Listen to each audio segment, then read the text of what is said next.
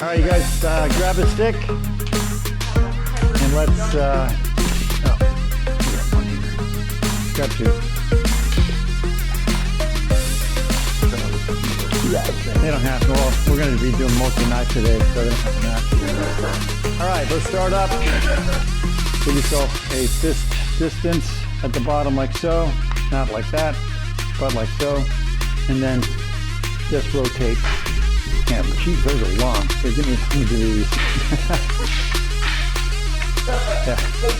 Here it's going to be, I call it hammering, and it's basically just hitting down like you're hitting a drum, just like this. Okay, switch to the side, and it's going to be over and under, just like that. Switch sides.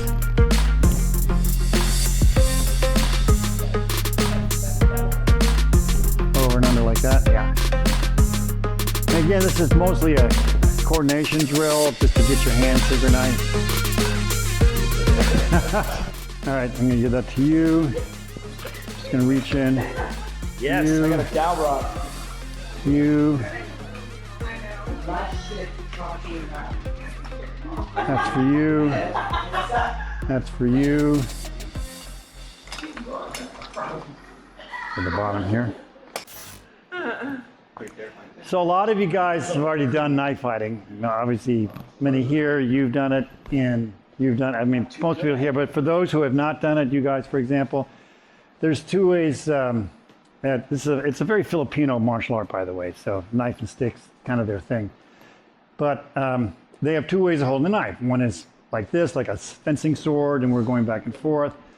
The idea is to cut, hit, or thrust, and then the other is the inverted grip, or the ice pick style, or axe murderer style, however you want to call it.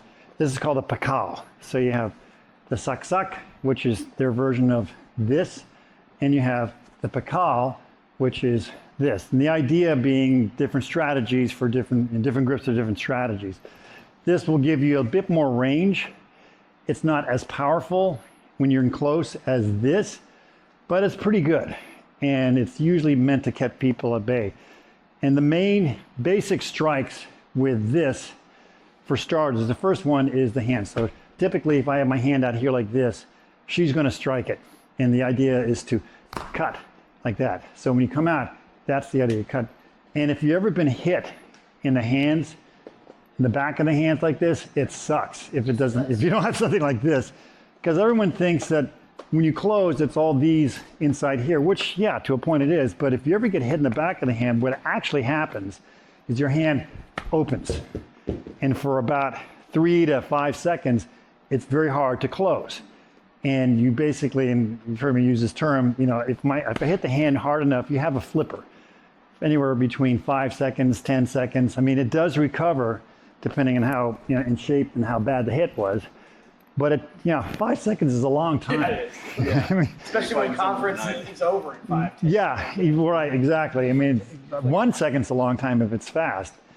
And so you want to make sure that when you have the knife, you're moving your hand. You're not locked out like this. Because if I do this, she's just going to hit it like that. And trust me, she will do that. Yeah, and she will. Trust me. She will do that. Yeah.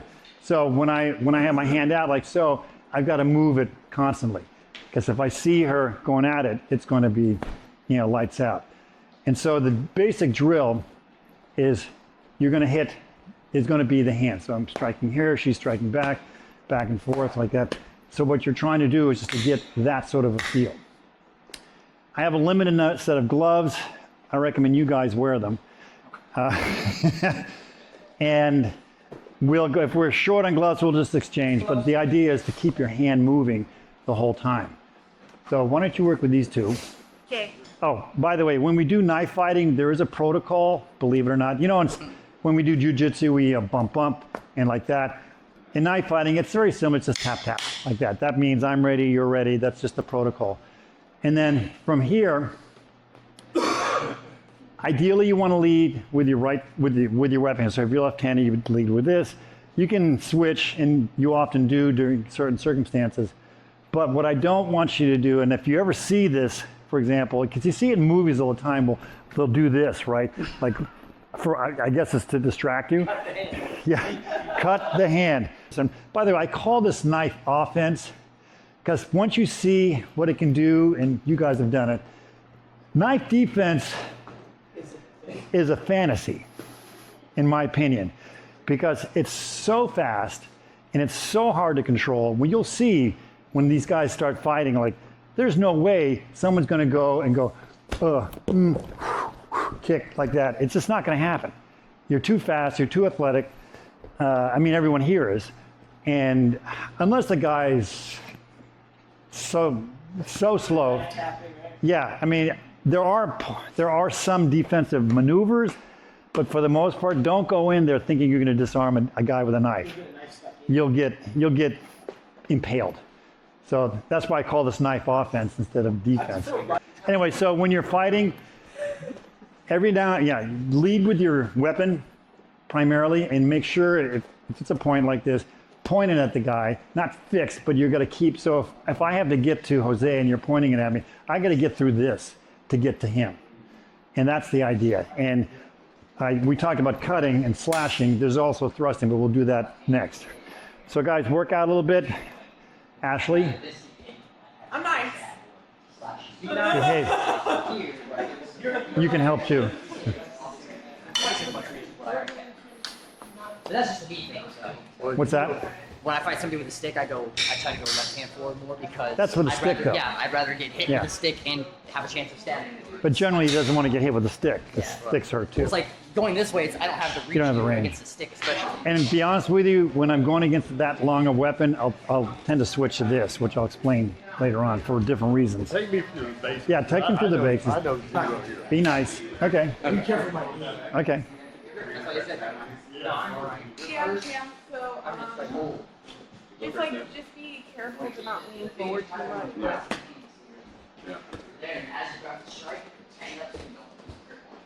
So, but Yeah, she's very quick, by the way, and she's done it. So that makes a world of difference. Lead with your weapon.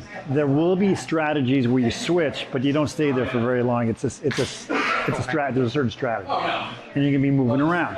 This is gonna be moving around like this, right? 'Cause as random as a fly. You know, you ever try to catch a fly? Not with chopsticks.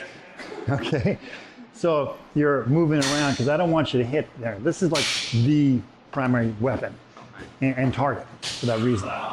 So when you're doing, just keep it moving around, back and forth, in between the points of your hip and the points of your shoulder. You don't want it too far up or too far down. All right, how about it? Nice. One thing to keep, just make sure, I mean, I know you're aware of it because you do it a lot and you've seen it too. Just make sure you're not leaning your head in a lot. Yeah. Because there's a natural habit of doing that when you're not, when it's not a target, because it's Yeah. Not a target. not a target, exactly. Yeah. Horrible. It's not bad. Without You know, I have mobility issues with my right hand. Okay, You know, I'm right-handed. right. So I mean, do you want to work with your left hand? I'm trying to decide that. Okay. Well, you know, it's I do a interesting. little till this one gets tired, then I switch. All the MMA guys, Steven and Nico, will actually do it with their left because they're lead with the left all the time because they're right-handed, but they, you know, it's a jab. So it is doable. Okay. I don't think it's that doable with a stick personally, but I mean, that's their reflex. I'm like, well, if that's your reflex and you're fast enough, Yeah, I start this way and that, but I fight in this way. yeah. So it's total personal preference. Whatever you're comfortable with. Try one, try the other. Okay, that's what I'm doing. Okay. I'm just I'm going saying back. that All right, let me get everybody together here. And the way the protocol works, I'll pair you up. 2 minutes each round. One person, the first two goes on, one goes out, and we just start chaining through. That way everyone gets a little bit of time. All I want you to do really at this point, if you're just starting out, is get the feel for moving around. And you're gonna be doing it with a different person each time you go in there. So everyone's got a little different feel. You know, I feel different than Cody, I feel different than Ian. And you will feel, and Mike, you know, Mike is very quick. He's very quick. I have range. He has, you know, experience and knows how to control range. So you're gonna feel a range of different looks on it. So let me get the first two up here, not you two. I want one of you and Jose go first. I'm going to start. It's going to be 2 minutes, and then everyone else. Whoever wants to be on deck next. No, just hand. Everything only hand shots.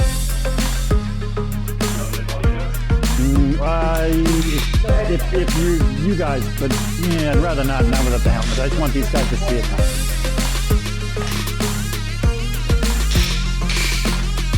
There you go.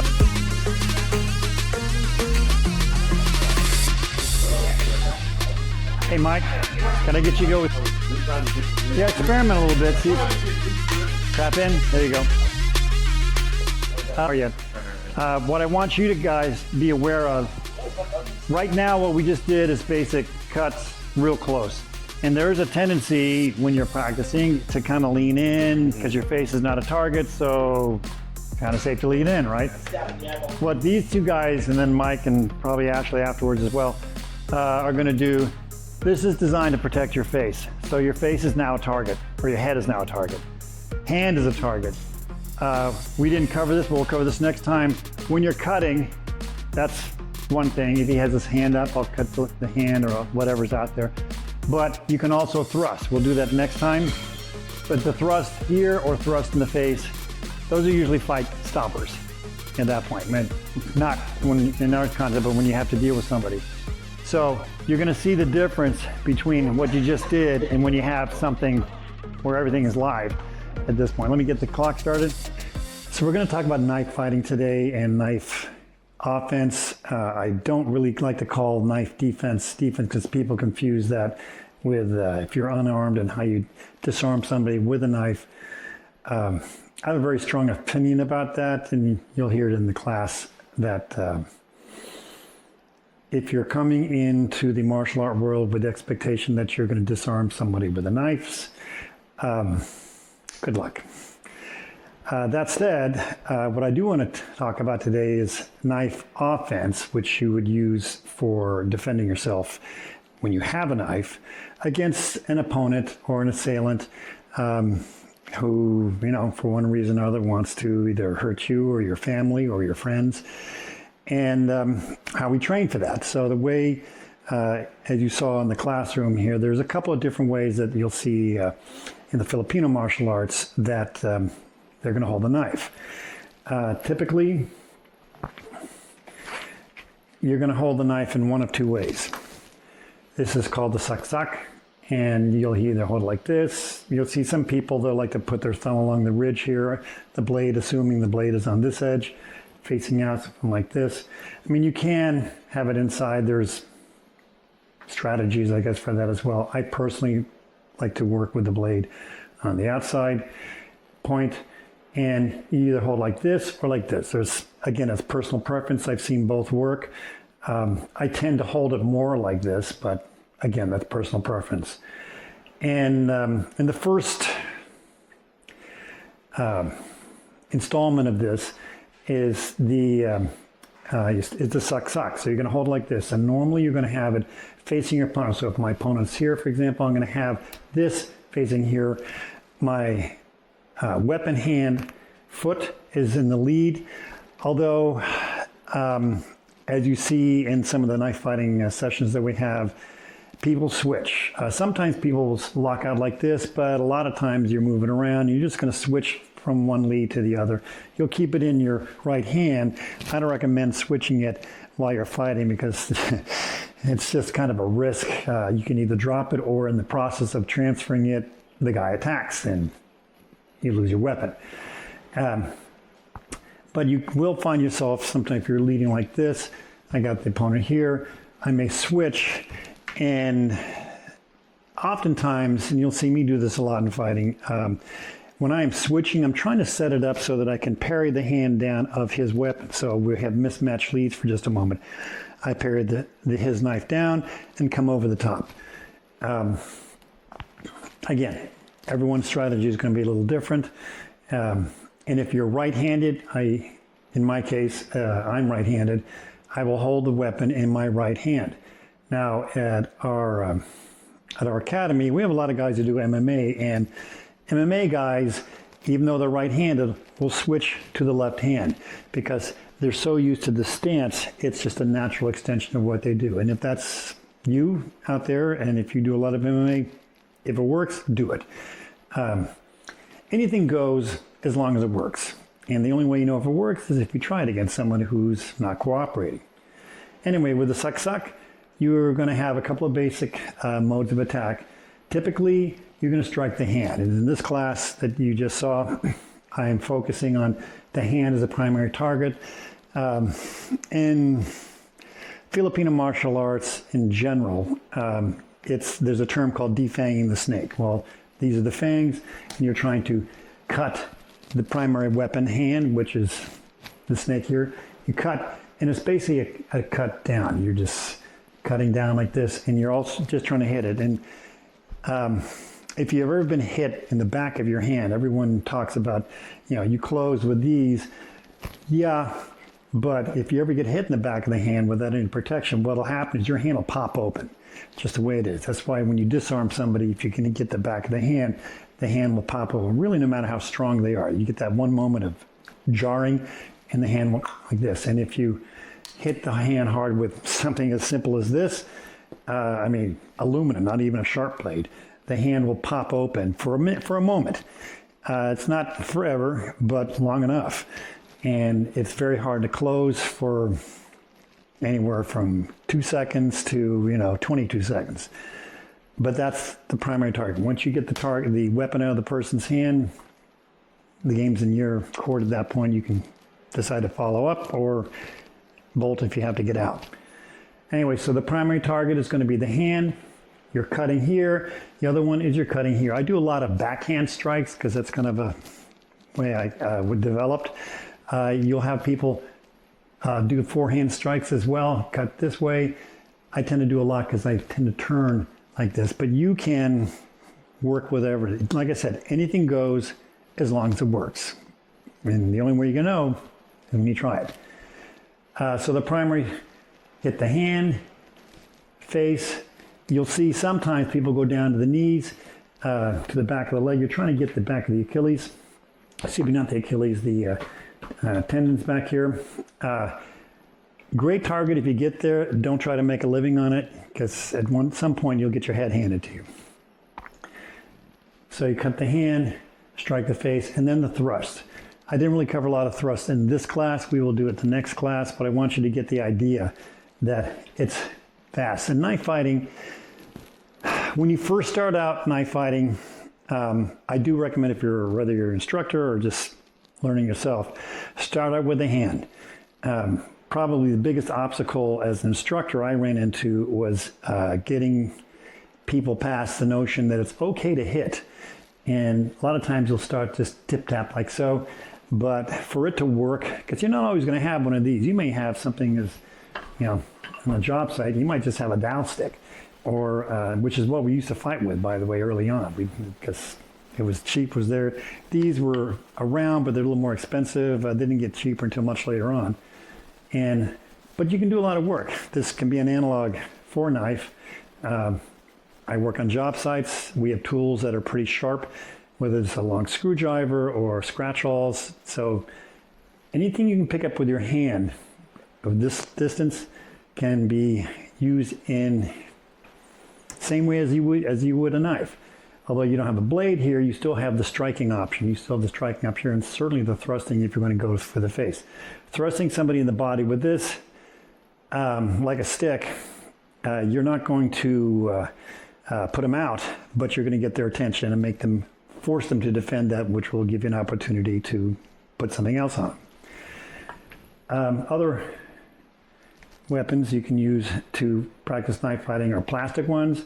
I'm not a big fan of these. In a pinch, obviously I'm going to use them. But my issue with as you can see, this one's a little curved already.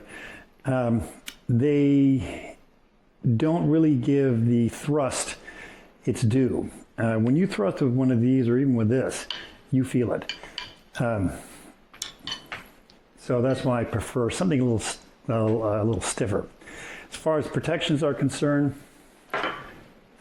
we used to use lacrosse gloves, hockey gloves, although I would take a lot of the stuff out of the hockey because hockey gloves are almost too cumbersome. And when it came to stick fighting, hockey gloves, in my opinion, were just completely unrealistic because people would lead with their hands and they just take shot after shot, which is unrealistic. Something like this, very practical. You can, after a couple of wears, they're tight in the beginning, but after you start playing with them some, they wear to your hand real nice. Other ones, this is kind of a field hockey glove, so it's much lighter. And as you can see, it had seen a lot of use. And as far as the headgear is concerned, fencing masks is what I've used from day one. We're talking day one being like 78, 79. This is not from 79, but it's in that vintage. And all you're trying to do is protect your face. Knife fighting is, with these tools, are very fast. And if you get hit with it a few times, you get motivated to move properly. You don't want too much protection. As an instructor, and to you who do teach, you don't want to have no protection, but you want to have minimal protection, because what happens is, particularly in the beginning, what people tend to do is if you're only using the hand as a target, they tend to lean in with their face. And if you see some of the fights that we do, those who lean in with their face usually get it planted with one of these weapons in their face or cut across. So try and keep it realistic in the beginning, understandable, just for the hand, just so they get a feel for it. As you evolve, and I say by evolve, I mean probably after a third fight of your students or yourself for that matter, get the helmet on and make the head a target. Everything becomes a target, because everything is a target when you're fighting out there. Remember, this is practice, and you're practicing for a knife. So when you practice it like it's a knife, because what happens, the other thing that happens, particularly in the beginning, is that people just start trading shots. I mean, cut here, bang, bang, bang, because you can. You can get away with it. That said, when you do go out and practice, keep in mind, you're practicing for something like this, all right? You're not going to trade shots with this. You're going to be in and out as quickly as you can with minimal damage as you can, which is why I say knife defense, if you're unarmed, are a good pair of sneakers, so you can get the hell out of there. If you think you're going to disarm somebody and not get cut against someone who is either deranged or really skilled, both are a problem, well, call me. I like to see it. Until then, thanks for this. Let me know how it goes. See you then.